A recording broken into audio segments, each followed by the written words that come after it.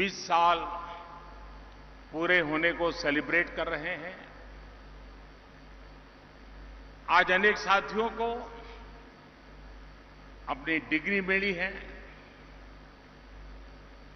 Gold medal मिले हैं। ISB को सफलता के इस पड़ाव पर पहुंचाने में अनेकों लोगों की तपस्या रही है।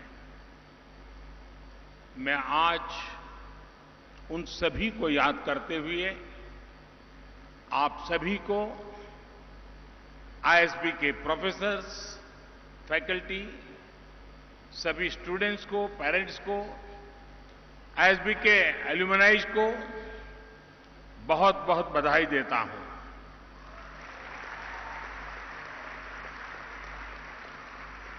साथियों, साल 2001 में अटल जी ने इसे देश को समर्पित किया था। तब से लेकर आज तक लगभग 50,000 एग्जीक्यूटिव यहां से ट्रेन होकर निकले हैं। आज आईएसबी एशिया के टॉप बिजनेस स्कूलों में से एक है।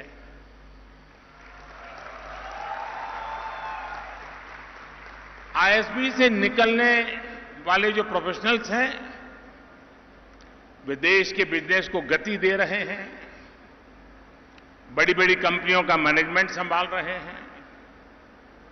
यहां के स्टूडेंट्स ने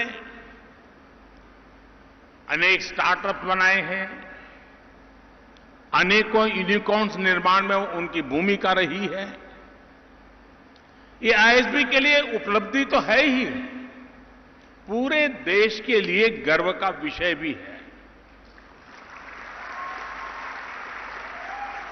साथियों, मुझे बताया गया है कि ये हैदराबाद और मोहाली कैंपस की पहली ज्वाइंट ग्रेजुएशन सेरेमनी है।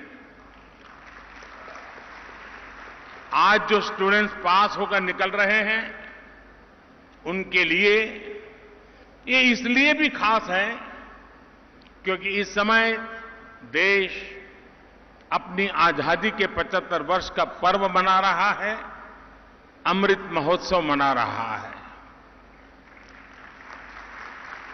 हम बीते 75 साल की उपलब्धियों को देख रहे हैं और आने वाले 25 साल के संकल्पों का रोड मैप भी बना रहे हैं।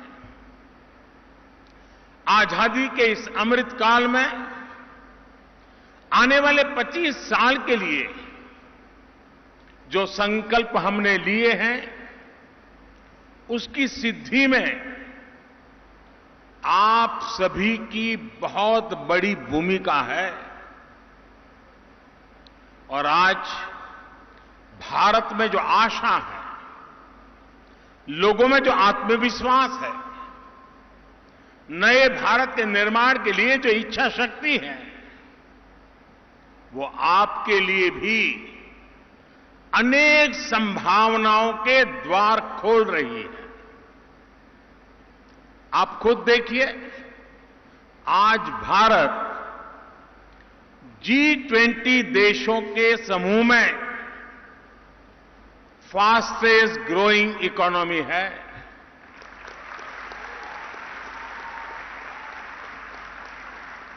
स्मार्टफोन डेटा कंज्यूमर के मामले में भारत पहले नंबर पे है।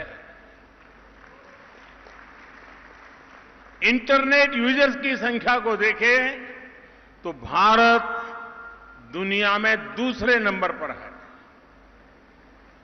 ग्लोबल रिटेल इंडेक्स में भी भारत दुनिया में दूसरे नंबर पर है।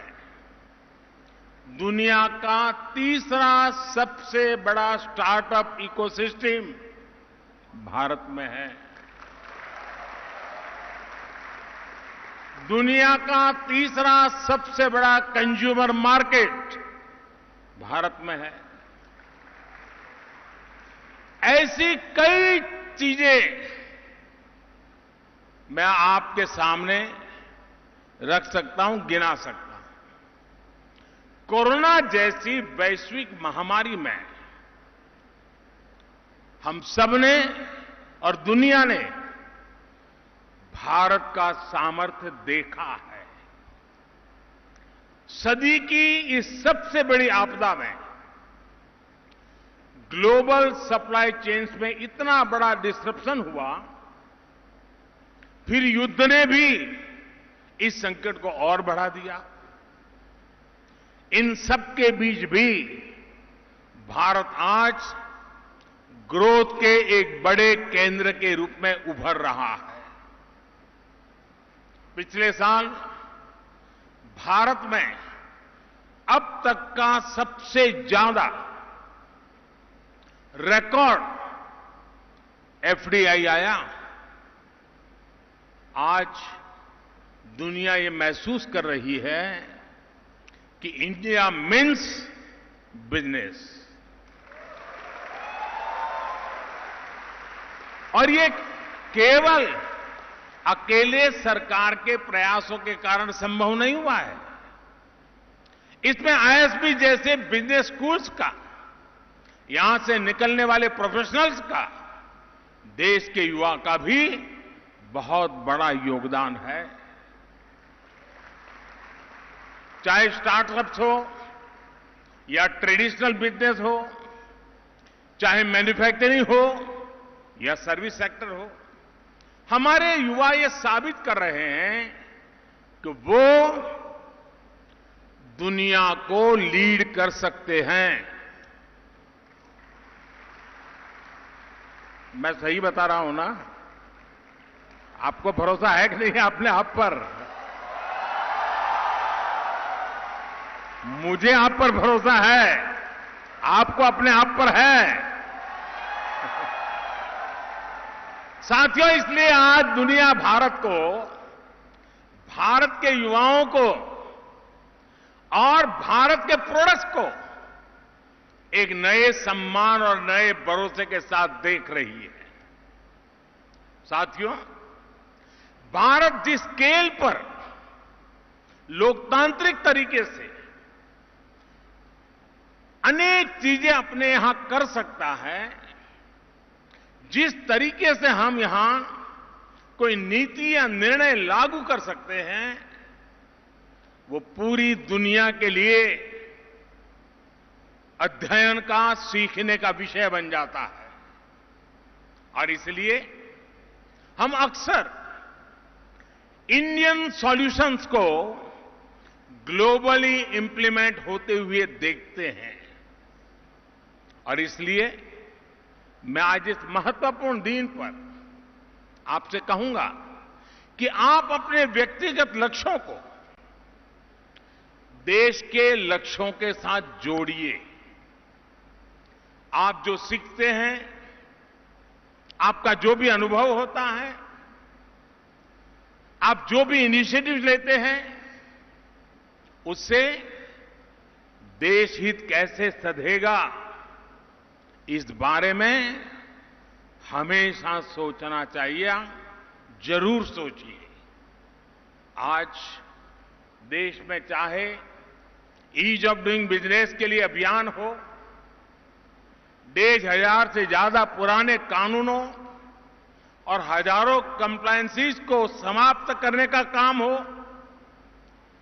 टैक्स के अनेकों कानूनों को समाप्त करके जीएसटी जैसी पारदर्शी व्यवस्था का निर्माण हो, एंटरप्रेन्योर्स और इनोवेशंस को बढ़ावा देना हो, नई स्टार्टअप पॉलिसी हो, ड्रोन पॉलिसी हो, अनेक नए सेक्टर्स को खोलना हो, 21वीं सदी की आवश्यकताओं को पूरा करने वाली नेशनल एजुकेशन पॉलिसी को लागू करना हो, ये सारे बड़े बदलाव आप जैसे युवाओं के लिए ही तो हो रहे हैं।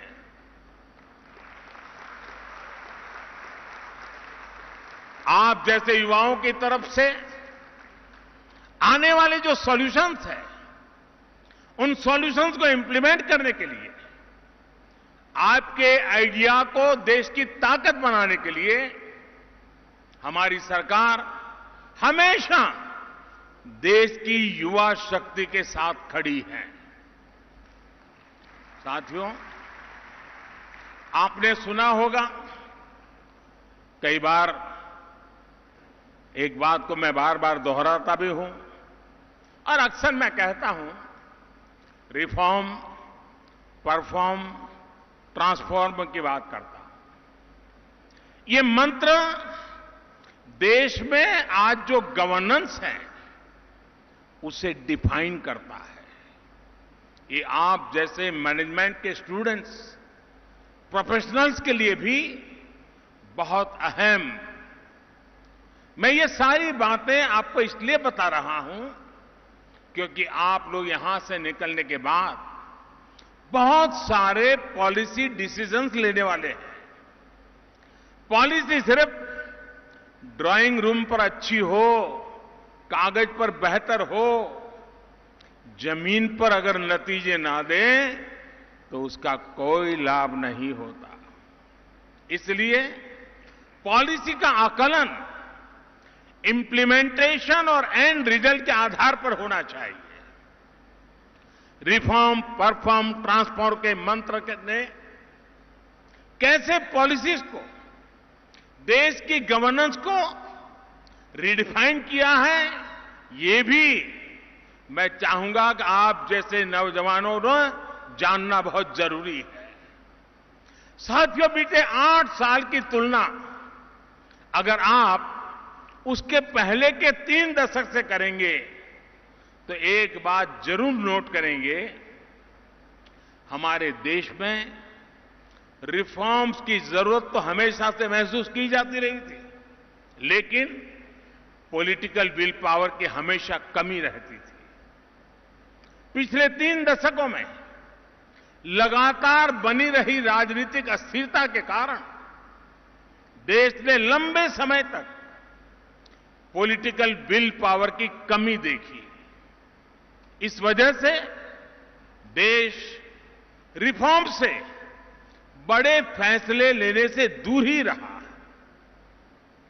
2014 के बाद से हमारा देश राजनीतिक इच्छा शक्ति को भी देख रहा है और लगातार रिफॉर्म भी हो रहे हैं।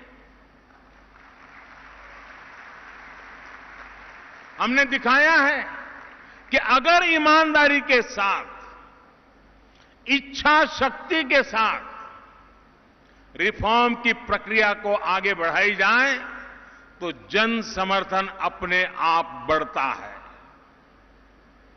फिनटेक का उदाहरण हमारे सामने है। जिस देश में कभी बैंकिंग ही एक प्रिविलेज मानी जाती थी, उसी देश में फिनटेक सामान्य नागरिकों के जीवन को बदल रही है।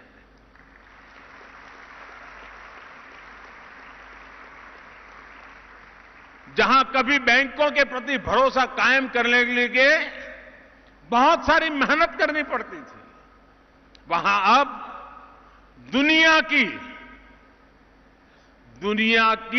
40% डिजिटल ट्रांजैक्शन हिंदुस्तान में हो रही है।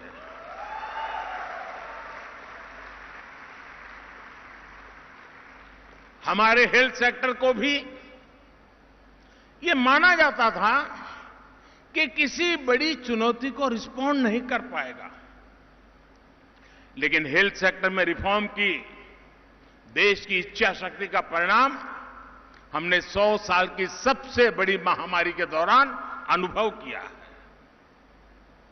कोरोना ने जब दस्तक दी तब हमारे पास पीपीई किट्स बनाने वाले मैन्युफैक्चरर ना के बराबर थे। कोरोना स्पेसिफिक जरूरी इंफ्रास्ट्रक्चर भी नहीं था, लेकिन देखते ही देखते 1100 से अधिक पीपीई मैन्युफैक्चरर्स का नेटवर्क भारत में तैयार हो गया। कोरोना की टेस्टिंग के लिए भी शुरुआत में कुछ दर्जन लैब्स थी। बहुत कम समय में देश में 2500 से अधिक टेस्ट लैब्स का नेटवर्क बन गया। कोविड वैक्सीन के लिए तो हमारे यहां चिंता जताई जा रही थी कि हमें विदेशी वैक्सीन मिल पाएगी भी या नहीं, लेकिन हमने अपनी वैक्सीन तैयार की, इतनी वैक्सीन बनाई कि भारत में भी 190 करोड़ से ज्यादा डोज लगाई जा चुकी है। भारत ने दुनिया के 100 से अधिक देशों को भी वैक्सीन भेजी है। इसी प्रकार मेडिकल एजुकेशन में भी हमने एक के बाद एक अनेक रिफॉर्म किए। इसी का परिणाम है कि बीते 8 सालों में मेडिकल कॉलेज की संख्या 380 से बढ़कर 600 से भी अधिक हो गई है। देश में मेडिकल की ग्रेजुएट और पोस्ट ग्रेजुएट की सीटें 90,000 से बढ़कर 1.5 लाख से ऊपर हो चुकी हैं। साथियों, पिछले 8 वर्षों में देश ने जो इच्छा शक्ति दिखाई है, उसकी वजह से एक और बड़ा बदलाव आया है। अब ब्यूरोक्रेसी भी पूरी शक्ति से रिफॉर्म्स को जमीन पर उतारने में जुटी है। सिस्टम वही है, लेकिन अब नतीजे बहुत संतोषजनक मिल रहे हैं। और इन 8 वर्षों में जो सबसे बड़ी प्रेरणा बनी है, वो है जन भागीदारी। देश की जनता खुद आगे बढ़कर रिफॉर्म्स को गति दे रही है। और हमने ये स्वच्छ भारत अभियान में देखा है। और अब वोकल फॉर लोकल और आत्मनिर्भर भारत अभियान में भी हम जन भागीदारी की ताकत को देख रहे हैं। जब जनता सहयोग करती है तो नतीजे अवश्य मिलते हैं, जल्दी मिलते हैं। यानी सरकारी व्यवस्था में सरकार रिफॉर्म करती है, ब्यूरोक्रेसी परफॉर्म करती है और जनता के सहयोग से ट्रांसफॉर्मेशन होता है। साथियों, ये आपके लिए एक बहुत बड़ी केस स्टडी है। रिफॉर्म, परफॉर्म, ट्रांसफॉर्म की जो ये डायनेमिक्स हैं, वो आपके लिए रिसर्च का विषय है। आईएसबी जैसे बड़े संस्थान को अध्ययन करके, एनालिसिस करके दुनिया के सामने इसे लाना चाहिए। यहां से जो युवा साथी पढ़कर निकल रहे हैं, उन्हें भी रिफॉर्म, परफॉर्म, ट्रांसफॉर्म के इस मंत्र को हर क्षेत्र में लागू करने का प्रयास करना चाहिए। साथियों, मैं आपका ध्यान देश के स्पोर्ट्स इकोसिस्टम में आए ट्रांसफॉर्मेशन की तरफ भी दिलाना चाहता हूं। आखिर क्या कारण है कि 2014 के बाद हमें खेल के हर मैदान में अभूतपूर्व प्रदर्शन देखने को मिल रहा है? इसका सबसे बड़ा कारण है हमारे एथलीट्स का आत्मविश्वास। आत्मविश्वास तब आता है जब सही टैलेंट की खोज होती है, जब टैलेंट की हैंड होल्डिंग होती है, जब एक ट्रांसपेरेंट सिलेक्शन होता है, ट्रेनिंग का, कंपटीशन का एक बेहतर इंफ्रास्ट्रक्चर मिलता है। खेलो इंडिया से लेकर ओलंपिक्स पोडियम स्कीम तक ऐसे अनेक रिफॉर्म्स के चलते आज स्पोर्ट्स को ट्रांसफॉर्म होते हम अपनी आंखों के सामने देख सकते हैं, अनुभव कर सकते हैं। साथियों, मैनेजमेंट की दुनिया में परफॉर्मेंस, वैल्यू एडिशन, प्रोडक्टिविटी और मोटिवेशन, इन बातों पर भी बहुत चर्चा होती है। अगर आपको पब्लिक पॉलिसी में इसका उत्तम उदाहरण देखना है तो आपको एस्पिरेशनल डिस्ट्रिक्ट प्रोग्राम को जरूर स्टडी करना चाहिए। हमारे देश में 100 से अधिक ऐसे जिले थे जो विकास की दौड़ में काफी पीछे थे। देश के लगभग सभी राज्यों में एकाध दो कहीं पर थोड़े ज्यादा ऐसे एस्पिरेशनल डिस्ट्रिक्ट है। विकास से जुड़े हर पैरामीटर में ये जिले बहुत कम स्कोर करते थे। इसका सीधा प्रभाव देश की ओवरऑल परफॉर्मेंस पर, रेटिंग पर, ओवरऑल प्रदर्शन पर बड़ा नेगेटिव असर पड़ता था।